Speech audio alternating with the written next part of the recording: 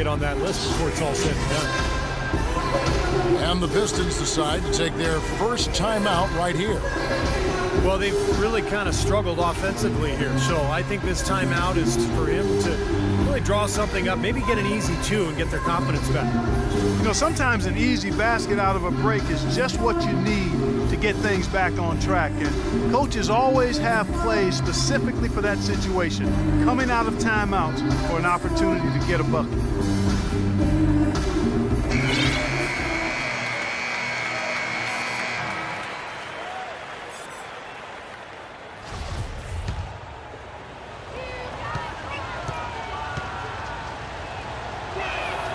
And so Lowry nails both of them.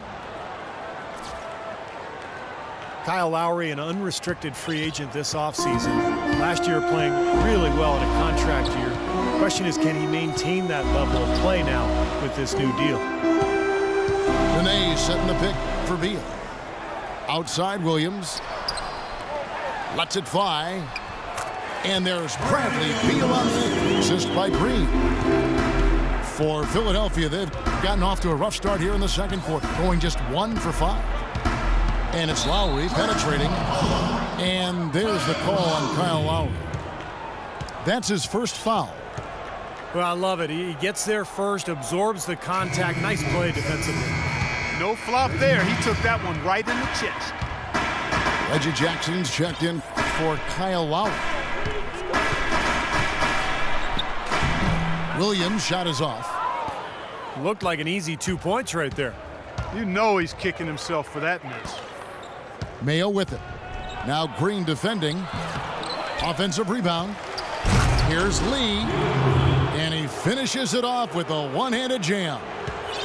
Well, I tell you, that's outstanding determination to track that rebound down and fight his way to the bucket for the throwdown. Clark, that is the effort they're going to need for the rest of this game. And not just on the offensive glass, Kevin, but all over the floor.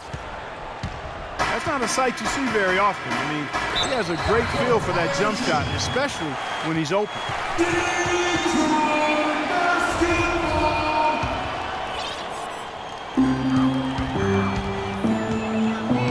And just over 3.5 minutes played here in the second quarter. Jeff Green on the wing. Beal gets a wide open look. Drills the three-pointer. Beal's got 5 now. How about the passing? They are moving the ball without any thought, without any agenda. It's hard to overstate all the points they've scored on assists today. Beautiful to watch. And Jackson gets it to go. Pistons trailed by 3. Outside Williams. Nowitzki inside. This game's going to take a big swing. Clark, if the D continues to clear out like that and give up easy dunks. Yeah, that's the kind of defense we expect to see in a blowout, Kevin, or even an exhibition game, not a close game like this. Look how frustrated Steve is over Well, I just, you know what, Kevin? Come on, Kevin. I just like that he didn't choose to just lay it up there. I mean, he threw it down with force. Just 4 to shoot. And a wide open look for Lee. Again, Philadelphia. The Pistons have gone 4 of 7 from the field in this second quarter so far. You know, it's a little strange to think of Detroit as being a team that runs, but they actually were better when they did run last year. They made good on a lot of opportunities in transition. Nowitzki, no good. Beal against Lee. Another shot. And he sinks the layup. Gobert's got his second bucket of the game to go. Boy, they keep hammering away at him inside, forcing that ball into the paint. Smash mouth basketball. Yeah, and it's a strategy that has served them well in this opening half, Clark. Nowitzki dishes to Green. Left block shot on the way. The 76ers leading by 5. Outside Jackson.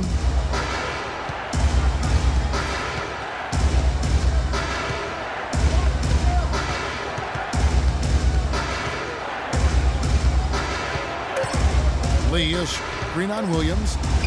Here's Jackson. Rebound, Detroit.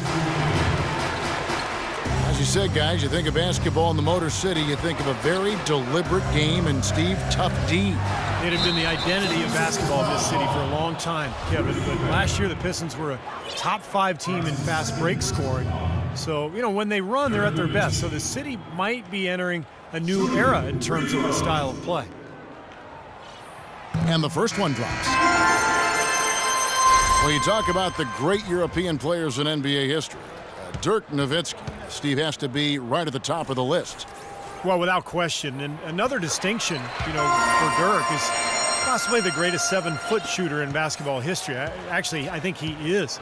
And then with that high release, you know, his jumper is about the closest thing to an unblockable shot as we've seen, you know, since maybe the sky hook back in the day.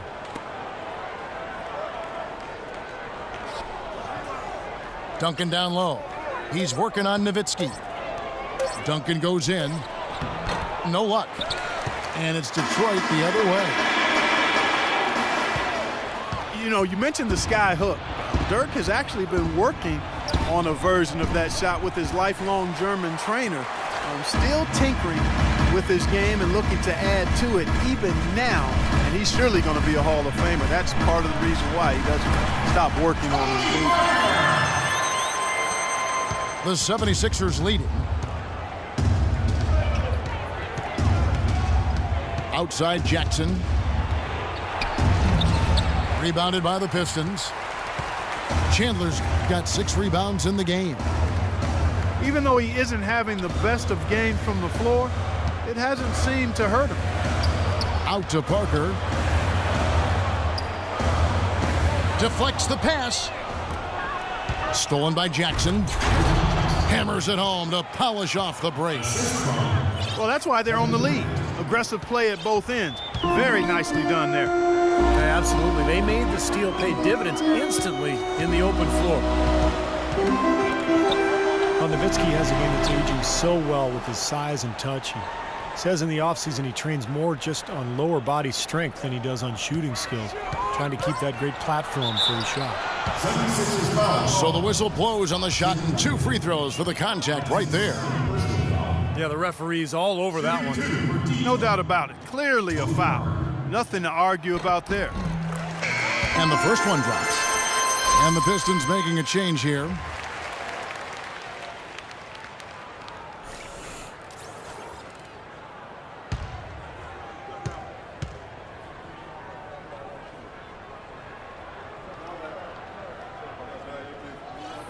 And so he hits both.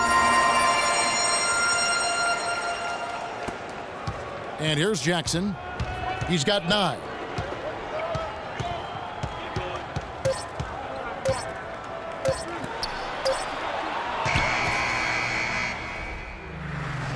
Close game as we wrap up the second quarter. 76ers on top, leading by a point. It's the NBA on 2K Sports from the Palace of Auburn Hills.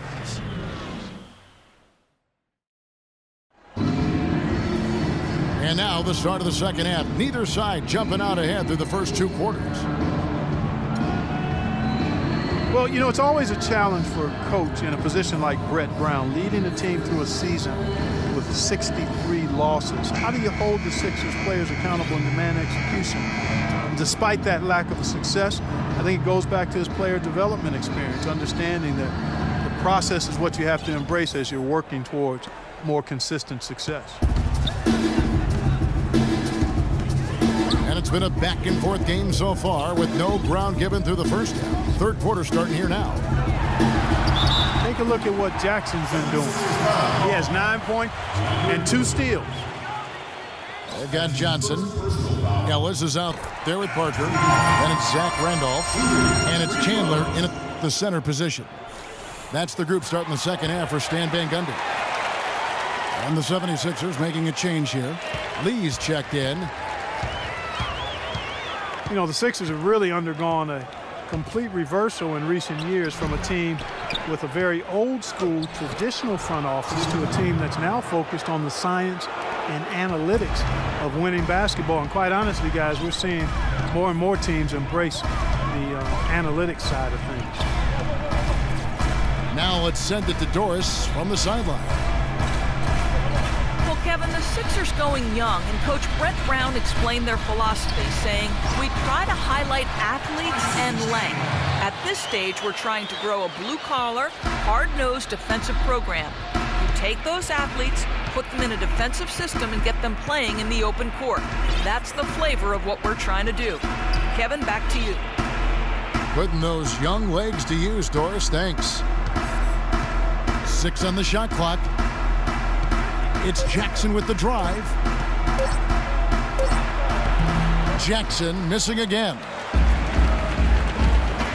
And for the Sixers, their new stat-driven decision-making permeates the organization from ownership, Steve, to the front office, all the way down to the coaching staff. Well, it's where the league seems to be going, Kevin. The teams are trying to think further ahead and see opportunities for strategic advantages. But look, it's still a balance. You've got to have chemistry and coaching, and those numbers will come in play. But they can't be the be-all, end-all.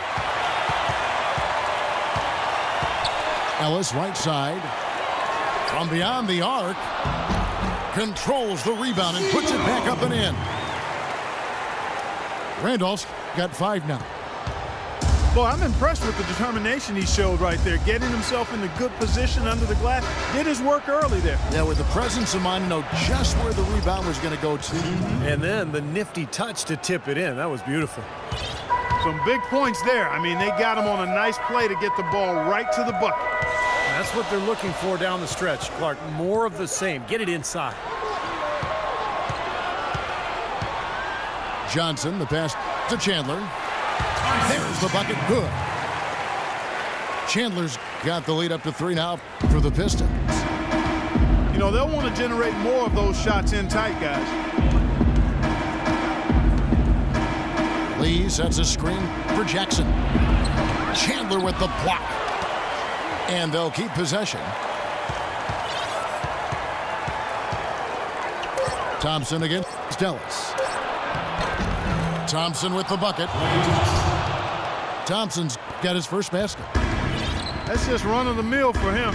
Typical day at the office. He's one of the more skilled offensive players out there. Well, we've all seen what Tyson Chandler can accomplish when healthy, and that is some kind of force. Yeah, you know, maybe the best stretch of his career was at the start of the decade, a 2011 title with the Mavericks. 2012, he got a gold medal in London and was the Defensive Player of the Year in the league. And in 2013, an All-Star. I mean, that's a pretty strong 3-season run. Now a timeout called by Detroit. Well, Tyson Chandler has battled injury throughout his career. He had the bulged disc in his neck that hindered him for parts of last season. And I think that was a big reason for the Knicks' struggles.